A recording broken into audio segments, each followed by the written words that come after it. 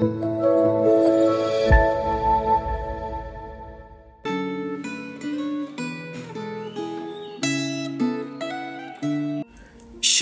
Bapak Ibu Saudara, hari ini 30 Januari 2025. Kita akan merenungkan firman Tuhan yang berjudul Serakah Antara Ambisi dan Ketidakpuasan. Mari kita berdoa terlebih dahulu. Bapa kami di dalam surga, kembali kesempatan kami boleh merenungkan firman Tuhan tiba hari ini. Kami mohon Tuhan yang menolong setiap kami, agar firman Tuhan ini menegur kami, ataupun juga menasehati kami, untuk kami boleh hidup benar di hadapan Allah. Di dalam nama Tuhan Yesus kami berdoa. Amin.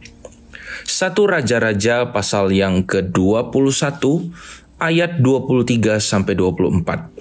Juga mengenai Isabel, Tuhan telah berfirman, anjing akan memakan Isabel di tembok luar Yizreel. Siapa dari keluarga Ahab yang mati di kota akan dimakan anjing, dan yang mati di padang akan dimakan burung di udara. Masalah pertahanan di Indonesia seringkali amat menyulitkan, terutama bagi masyarakat kecil. Pengusaha dan mafia tanah seringkali bekerja sama dengan aparat pemerintahan untuk mengambil alih tanah warga dengan cara yang licik. Masyarakat kadang-kadang ditakut-takuti dengan ancaman dan kekerasan, sehingga pemilik tanah terpaksa menjual tanah mereka dengan harga yang sangat murah.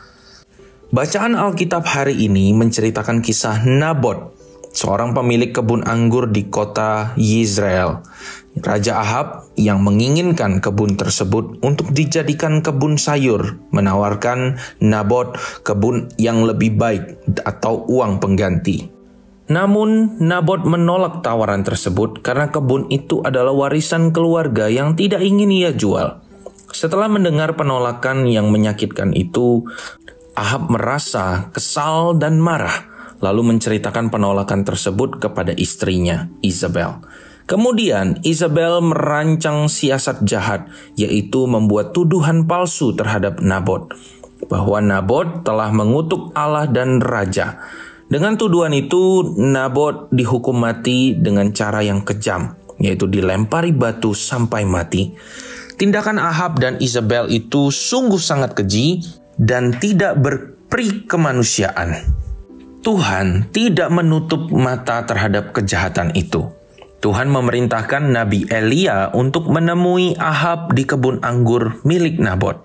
Saat bertemu, Nabi Elia menyampaikan pesan Tuhan yang mengerikan. Dosa Ahab telah diketahui dan terungkap, dan ia tidak akan terhindar dari hukuman Tuhan. Elia mengutuk Ahab dan menegaskan bahwa Tuhan akan menghancurkan keluarga Ahab, sama seperti yang terjadi pada keluarga Yerobeam bin Nebat dan Baesa bin Ahia. Elia menyampaikan dengan tegas, siapa saja dari keluarga Ahab yang mati di kota akan dimakan anjing, dan yang mati di padang akan dimakan burung di udara. Isabel juga tidak luput dari hukuman Tuhan. Elia menubuatkan bahwa Isabel akan dimakan oleh anjing di luar tembok Yizreel. Mendengar hukuman yang sangat berat itu, Ahab merasa sangat terpukul. Dalam keadaan putus asa, ia merobek pakaiannya, mengenakan kain kabung, dan merendahkan diri di hadapan Tuhan. Melihat pertobatan dan kerendah hatian Ahab, Allah menghargai sikapnya dan menunda penghukuman atas keluarganya selama ia masih hidup. Sikap Ahab yang menyadari dosanya dan merendahkan hati mengingatkan kita bahwa tidak ada dosa yang terlalu besar untuk diampuni jika kita benar-benar bertobat.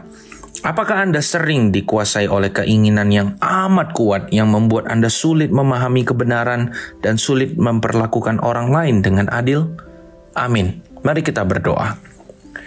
Bapa kami di dalam surga, kami menyadari bahwa diri kami juga adalah orang-orang yang lemah, orang-orang yang gampang untuk jatuh di dalam dosa demi kepentingan diri kami sendiri.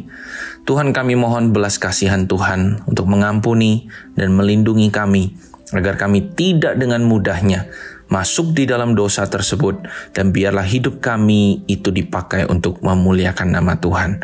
Terima kasih Tuhan, di dalam nama Tuhan Yesus kami berdoa. Amin.